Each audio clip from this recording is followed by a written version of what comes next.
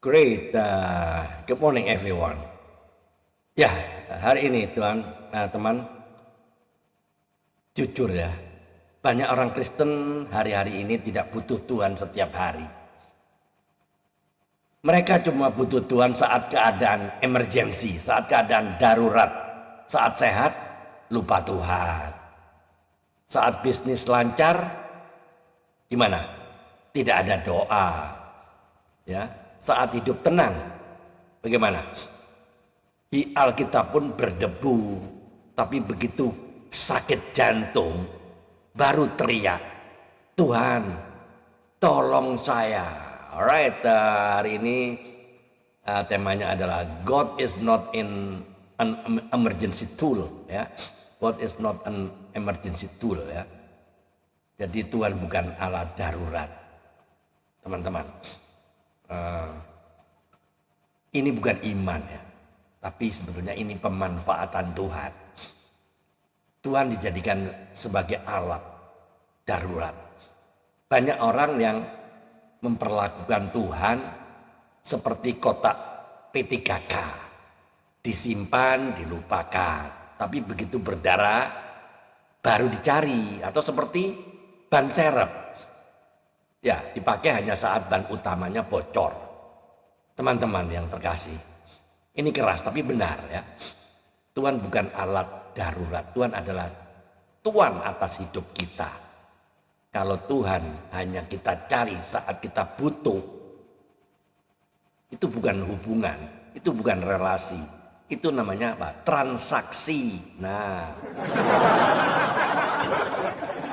teman-teman, ingat bangsa Israel, mereka berseru pada Tuhan saat ditindas di Mesir ya.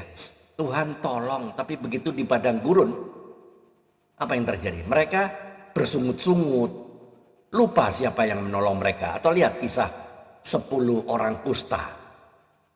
Tuhan Yesus sembuhkan semuanya loh. 10-10-nya sembuh. Tapi berapa yang kembali? Hanya 1 yang kembali dan mengucap syukur. Lalu gimana yang 9 itu? Hilang, teman-teman. Ini seperti banyak orang Kristen hari-hari ini ya. Saat butuh mujizat, datang ke Tuhan. Setelah diberkati, hilang. Ya, Kristen yang hanya datang saat terdesak. Ini realita yang pedas ya. Banyak orang rajin doa saat sakit. Rajin ibadah saat ada masalah. Rajin cari Tuhan saat ekonominya jatuh.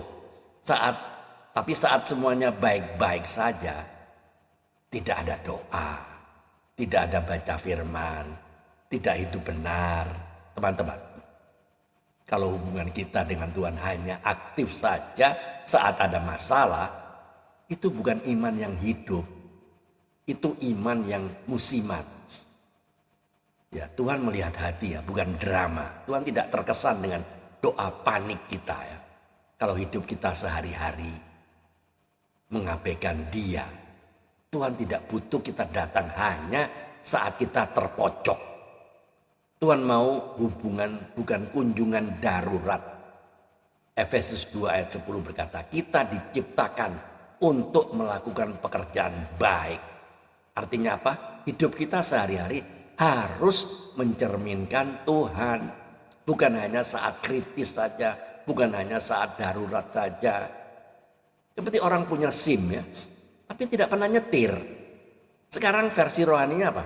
Banyak orang punya Tuhan tapi tidak pernah hidup bersama Tuhan. Punya status anak Tuhan tapi hidupnya tidak mencerminkan Bapaknya. Teman-teman, itu bukan iman, itu kemunafikan yang dibungkus rohani. Teman-teman, hari ini Tuhan tidak mencari orang yang datang saat panik. Tuhan mencari orang yang setia. Ya, bahkan saat hidupnya baik-baik saja. Tuhan mencari orang yang tetap berdoa saat sehat, tetap setia saat diberkati, tetap rendah hati saat sukses. Teman-teman, jangan tunggu sakit jantung baru cari Tuhan. Ya. Jangan tunggu hidup hancur baru bertobat, karena bisa jadi Kesempatan itu tidak datang 2 kali. Ya. Pesan moralnya, jika kita hanya mencari Tuhan saat kita butuh, maka kita belum mengenal Tuhan dengan benar. Tuhan bukan alat untuk menyelesaikan masalah kita. Tuhan adalah pusat dari hidup kita. Jadi closing statementnya teman-teman, Tuhan tidak mau jadi cadangan dalam hidup Anda. Dia tidak mau jadi pilihan terakhir. Dia adalah Tuhan yang seharusnya jadi prioritas utama. Jangan datang pada Tuhan hanya saat hidup Anda itu runtuh. Datanglah kepada Tuhan sebelum semuanya terlambat. Teman-teman, don't use God as your emergency exit. Make him your daily foundation. Jangan gunakan Tuhan sebagai pintu darurat Anda. Jadikan dia dasar hidup Anda setiap hari. If you only see God in crisis, you don't love him, you need him. Jika Anda hanya mencari Tuhan saat krisis, itu bukan karena Anda mengasihinya, tapi karena Anda membutuhkannya. Itu, mari kita tunduk kepala, kita berdoa. Bapa di surga, ampuni kami jika selama ini kami hanya datang kepadamu saat kami butuh. Ajari kami untuk setia bukan hanya dalam kesulitan, tapi juga dalam kelimpahan. Jadikan Engkau pusat hidup kami setiap hari. Di dalam nama Tuhan Yesus Kristus kami berdoa dan mengucap syukur. Amin. Teman-teman, kalau firman ini menegur Anda, jangan diabaikan ya.